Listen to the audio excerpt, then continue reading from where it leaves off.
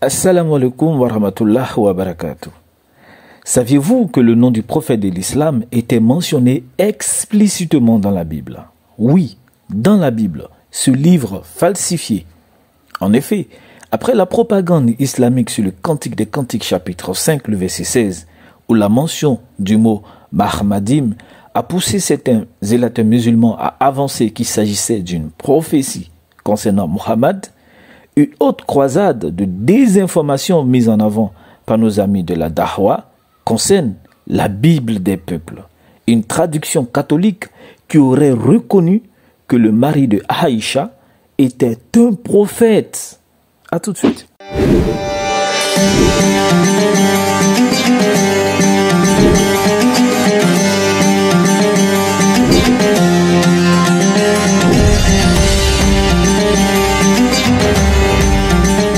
Dans une publication sur une page islamique de Facebook intitulée « Jésus est musulman », 3 versets du Coran qui apparaissent sous vos yeux sont énumérés pour soutenir en gros que la venue du prophète de l'islam aurait été annoncée par Jésus dans l'évangile et par Moïse dans la Torah, tandis qu'une partie des juifs et des chrétiens tentent de cacher cette supposée évidence. Alors comme vous le savez certainement, c'est là un argument de routine, recyclé et répété à longueur de journée pour convaincre les musulmans ignorants d'une chose qui n'existe pas, ou du moins qui n'existe que dans l'imaginaire des agents de la Dahwa. Une vidéo accompagne l'énumération de ces versets et c'est elle que nous allons analyser attentivement. Voilà, assalamu alaikum wa rahmatullahi ta'ala wa barakatuh. C'était juste pour, voilà, ceux qui croyaient pas que Mohammed est annoncé dans la Bible. Voilà, j'ai fait la commande de la Bible où on a annoncé Mohammed sallallahu alayhi wa sallam, malgré qu'ils l'ont appelé Mahomet mais pas Mohammed. Mais les chrétiens, eux, ils disent qu'il s'appelle Mahomet. Du coup, je vais vous montrer. Hop. J'ouvre. Voilà. C'est dans Genèse. C'est dans Genèse. Genèse 17, juste en bas. On descend jusque là. Là. Vous commencez par là. Et hop. Vous descendez là. C'est marqué lorsque Mahomet se présentera comme le nouveau prophète. Voilà, vous voyez. Allez, salam alaikum. Pour commencer, notre ami dans la vidéo admet que la traduction biblique qu'il tient en main, la Bible des peuples, désigne son prophète comme étant Mahomet et non Mohammed. Sur le coup, même si le nom Mahomet le gêne un peu, il accepte malgré lui que cela concerne son prophète, du moment où cette mention peut lui servir de preuve de son annonce dans la Bible. Pourtant, il suffit d'échanger avec un musulman qui a un minimum de connaissances et de lui dire que le messager d'Allah s'appelle Mahomet et il vous dira qu'il ne connaît pas ce personnage. Car pour eux, Mahomet serait à rapprocher de l'arabe Mahoumid qui signifie l'indigne de louange, tandis que Mohammed ou Mohamed a pour sens celui qui est loué ou qui est digne de louange. Donc, avant même de vouloir revendiquer ce commentaire comme une preuve, car il s'agit effectivement d'un commentaire, comme nous allons le voir, il faudrait d'abord accepter que le prophète de l'islam est indigne de louange, puisque tel est le sens du nom Mahomet. Ensuite, notre ami indique que sa preuve se trouverait en Genèse chapitre 17. Et il ne finit pas le verset. En Genèse. C'est dans Genèse. Genèse 17, juste en bas. On descend. La vérité, comme on venait de le signifier, est qu'il s'agit d'un commentaire dans une note de page sur Genèse le chapitre 18, les versets 14 et 15. Et ce qui est marrant, c'est que le gars, il lit une seule phrase du commentaire et il s'arrête là. Alors, on délaisse le contexte, on se refuse de comprendre ce qui est tout autour et pour lui, C'est assez suffisant pour conclure que son prophète serait annoncé dans la Bible. Comme c'est drôle, ne trouvez-vous pas? C'est suivant le même schéma que l'imam Mokhtar et ses acolytes ont brandi la Bible des peuples, avançant que la mention du nom de leur prophète, qu'ils acceptent aussi comme étant Mahomet pour le besoin de la cause, aurait été faite par les plus grands savants catholiques. Bible des peuples. Bible des peuples. Les gens qui demandent celui qui va venir accomplir la promesse d'Abraham, c'est Muhammad. Le nom de Muhammad est dans la Bible.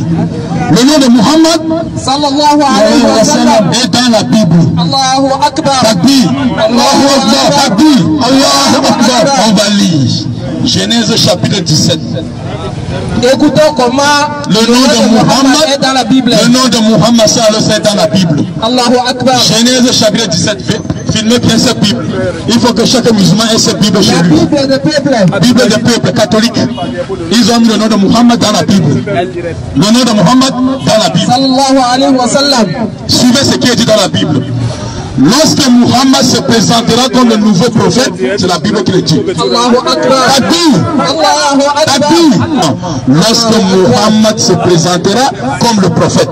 Toi, chrétien, tu ne suis pas Muhammad, pourquoi? Voilà la Bible qui dit que Muhammad viendra. Et c'est une Bible catholique, hein? Amenez-nous les pasteurs, mes chers. C'est une Bible écrite par les savants catholiques. Les pasteurs n'ont jamais lu cette Bible-ci. Les plus grands savants catholiques, ils n'ont jamais lu cette Bible-ci. Ce n'est pas le Coran, mes chers frères. Venez bien cette Bible, aller chercher Muhammad dedans.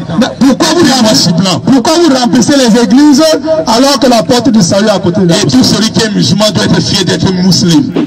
Pourtant, les deux frères qui ont réalisé cette traduction et les commentaires, Bena et Louis Hurold, qui étaient tous deux prêtres du diocèse de Versailles en France, ne se sont jamais présentés comme les plus grands savants catholiques. Cet argument d'autorité avancée, qui n'est que de la poudre de perlimpinpin pour tenter d'appuyer une propagande, est assez pitoyable quand on jette un coup d'œil à ce qui est dit dans le commentaire.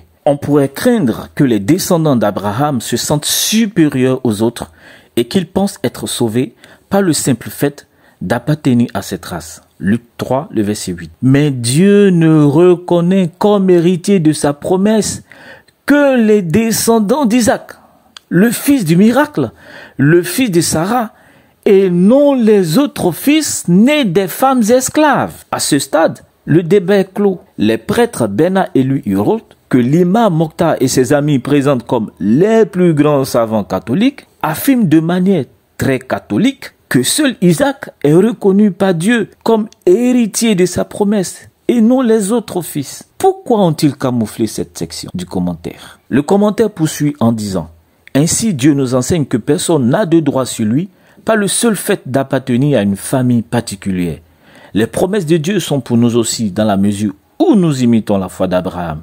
Galates 4, 21 à 31, Romains 4, 13 à 17. Quand il est dit nous, cela fait allusion aux chrétiens, pas aux musulmans, comme indiqué dans les versets qui sont cités en référence. Voici à présent la section du commentaire qui est escamotée par nos amis de la Dahwa. Lorsque Mahomet se présentera comme le nouveau prophète, il rappellera que, selon les traditions bibliques, les Arabes descendent d'Abraham par Ismaël. Mais il ne fera pas mention des promesses de Dieu à Abraham. Pour lui, Abraham et Moïse sont avant tout chargés de transmettre les ordres de Dieu et de faire observer prières et commandements. Le fait que Mohammed se soit présenté comme le nouveau prophète et qu'il se soit référé aux traditions bibliques comme laissant entendre que les Arabes seraient descendants d'Ismaël, sans se référer aux promesses de Dieu à Abraham, est assez illustratif de la non-reconnaissance de son statut par les auteurs du commentaire. L'emphase est mise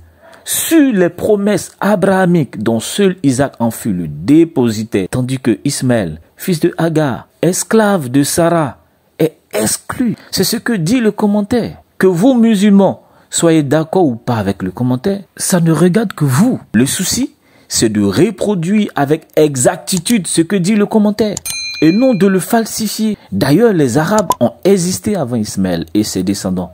Les Ismaélites ne sont pas évoqués dans le commentaire comme étant dépositaires des promesses de Dieu faites à Abraham. À quoi répond donc toute cette propagande? Eh bien, au désespoir, puisqu'il n'existe aucune preuve dans la Bible, même de la taille d'un atome, qui attesterait l'annonce de la venue de Mohammed, il faut alors en créer et forcer les textes à dire ce qu'ils ne disent pas.